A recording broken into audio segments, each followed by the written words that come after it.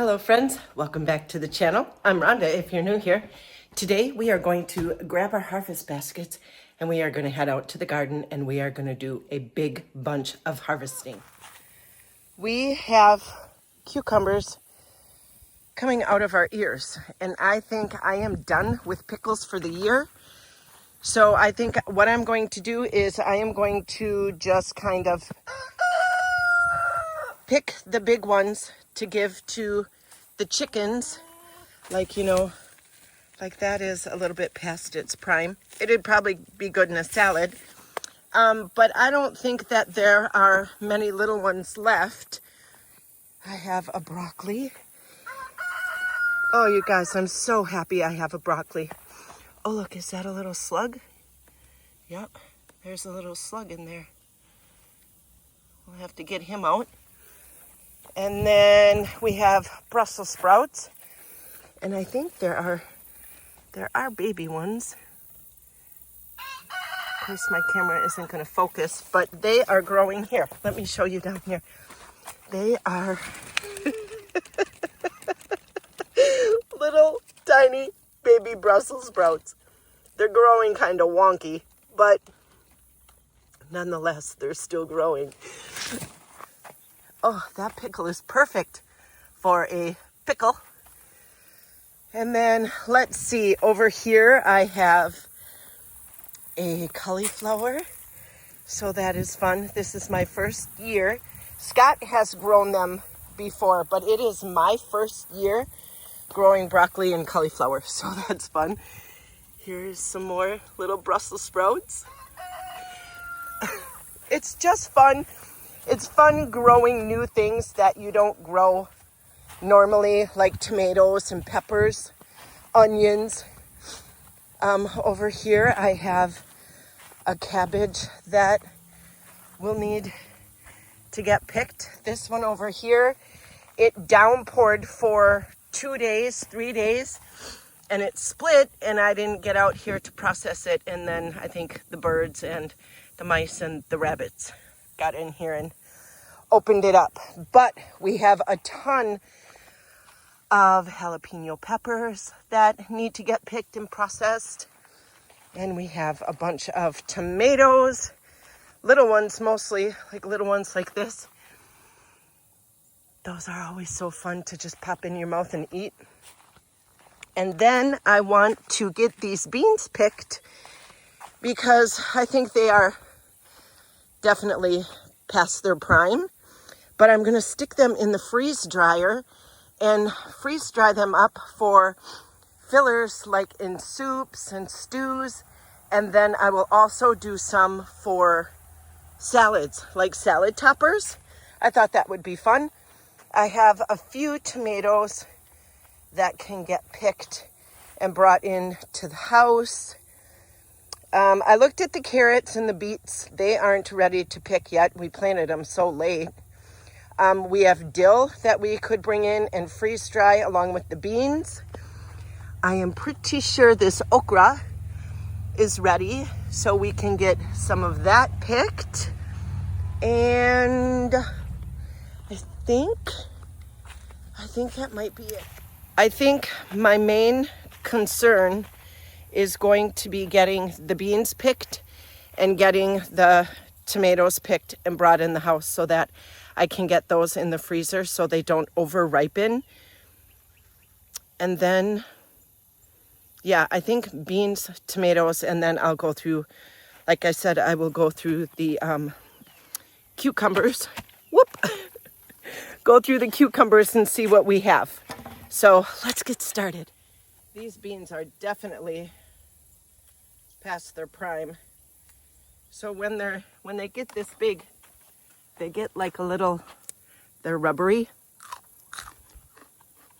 and they're tough. Like the skin gets tough. So they'd be perfect for pickling or freeze drying. They have really good flavors still.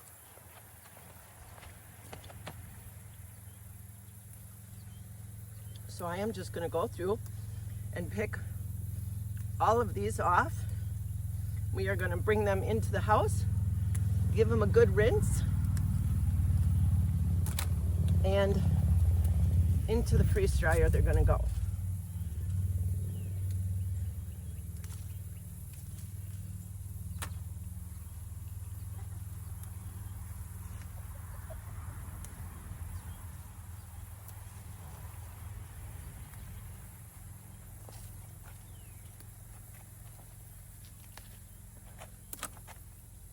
Look at this big bunch. How wonderful. What a great gift. A great gift you get from a tiny little seed, and you get all of this bountiful harvest from a tiny little seed.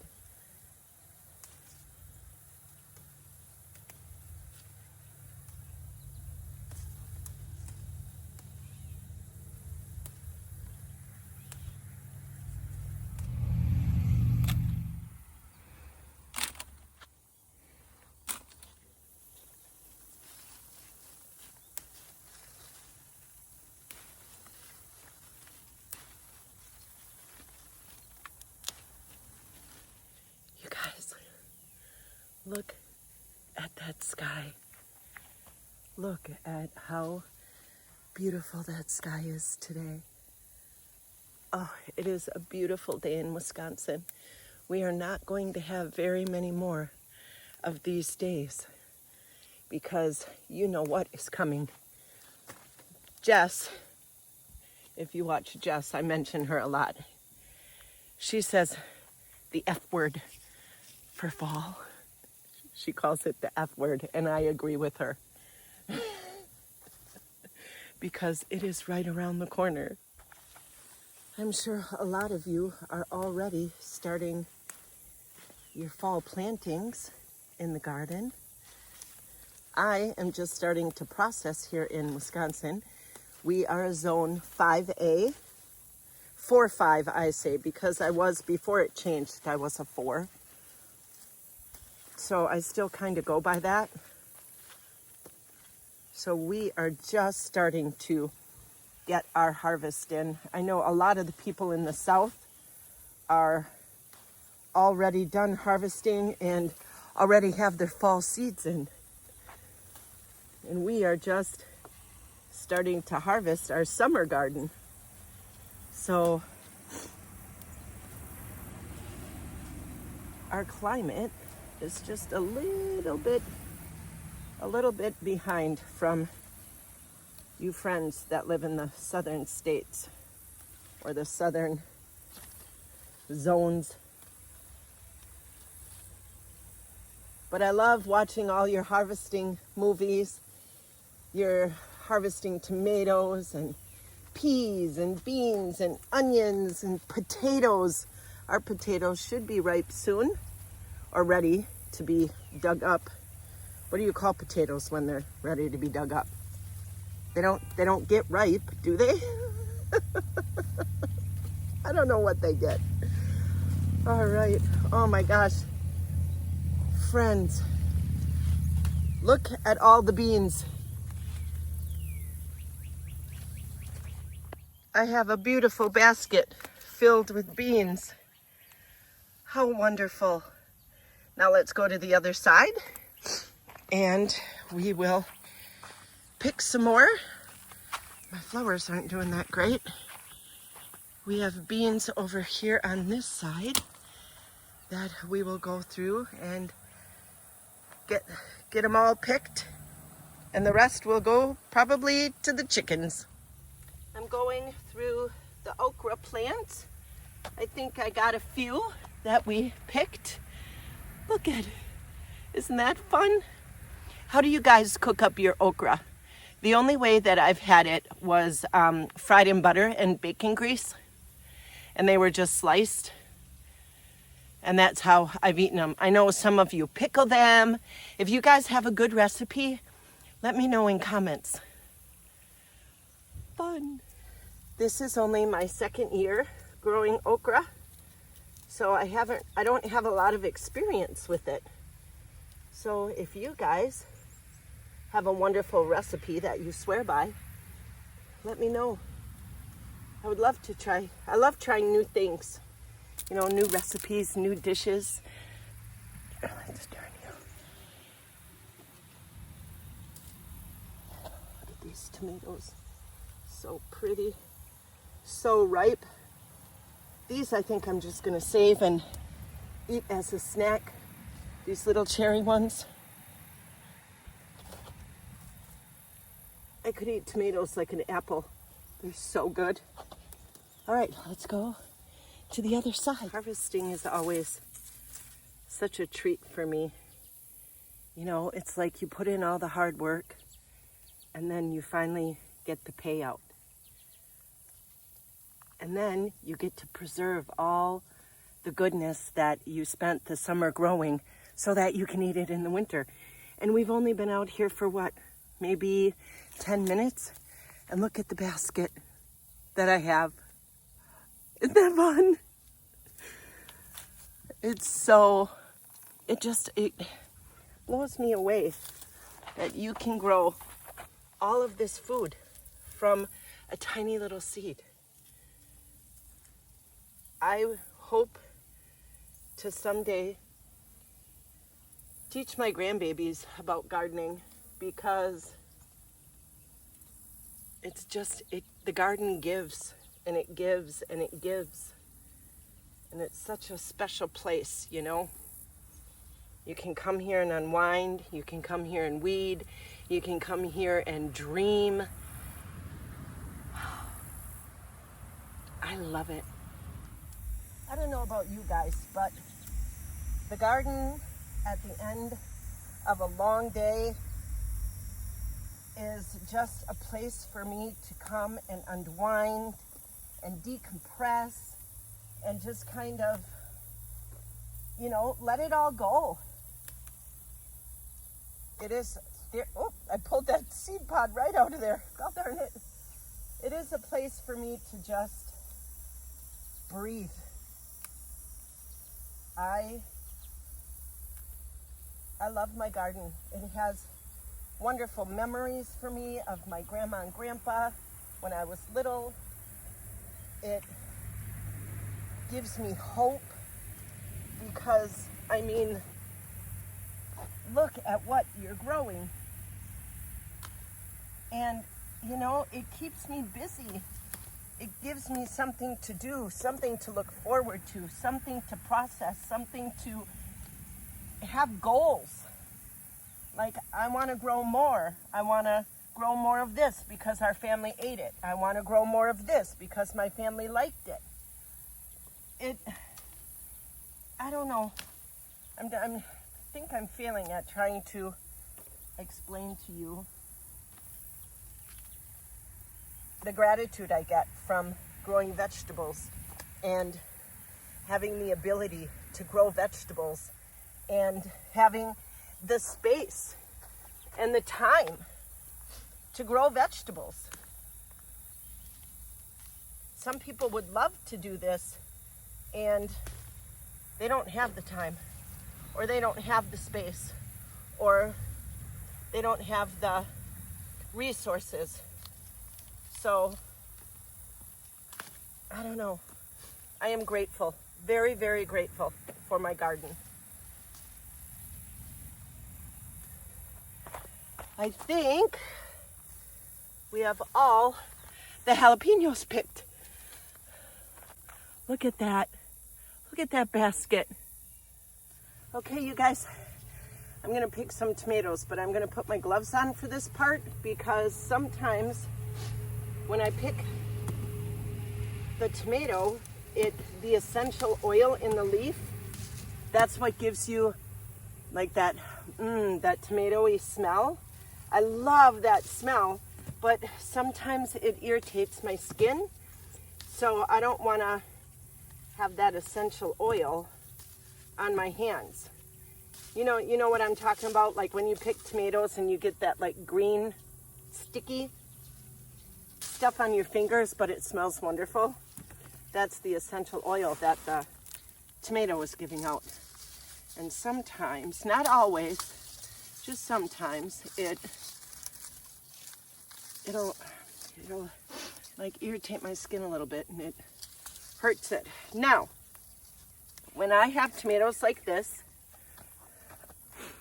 they will either go to the chickens, or I will cut that part off and I will make a tomato salad, or if I have enough, I will use it in like a sandwich, like a BLT, or put it on a chicken sandwich. I will not process a tomato that has damage on it like that. I will only use my best tomatoes. And some of these I am picking and they're just starting to blush, which is okay because they can ripen inside of the house. You know, most of your store-bought tomatoes are picked when they're still green, and then they ripen in transport. Because if they waited until the tomatoes were completely ripe and then they had to transport them, could you imagine a basket of these tomatoes going like 1,000 miles? You'd have tomato mush by the time they got to your grocery store. So they pick them while they're still green on the vine, and then they ripen in transport. Isn't that something? Tomatoes ripen from the inside out. I don't know if you knew that, but that's why you can pick them if they're just starting to like blush, and then you can set them on the table and they will ripen on your table inside the house. I should have come out here this morning and done this because man, oh man, is it warm out already. And I think, I don't know if I heard it or if I read it somewhere, that you're supposed to pick tomatoes in the morning because that's when their sugar levels are at their highest. Is that true? I don't know if that's true or not, but there might be something to it. I am getting a lot more tomatoes than I thought I would.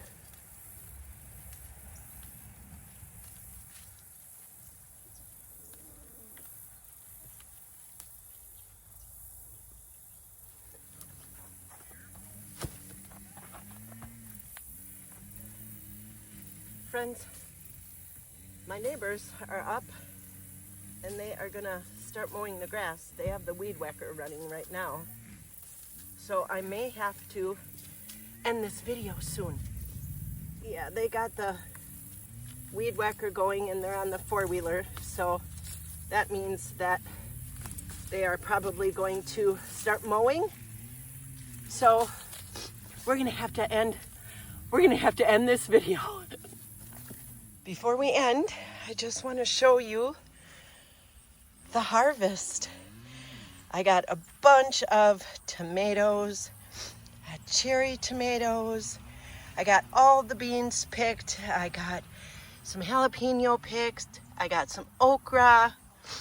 What a plentiful, beautiful harvest. Well, you guys, that's it for today's video. The neighbors are definitely going to mow the grass. They're yelling and they got the four-wheeler and the weed whacker going on over there. So thanks for hanging out in the garden with me. Thanks for coming along as we did this first big harvest of the season. I hope that you are enjoying your weekend. I hope you are enjoying your day. And I hope you get outside and you're able to enjoy the sunshine. See you next time, friends. I want to share this with you guys. I know I already ended the video, but look, this is what we harvested today. Look at my counter.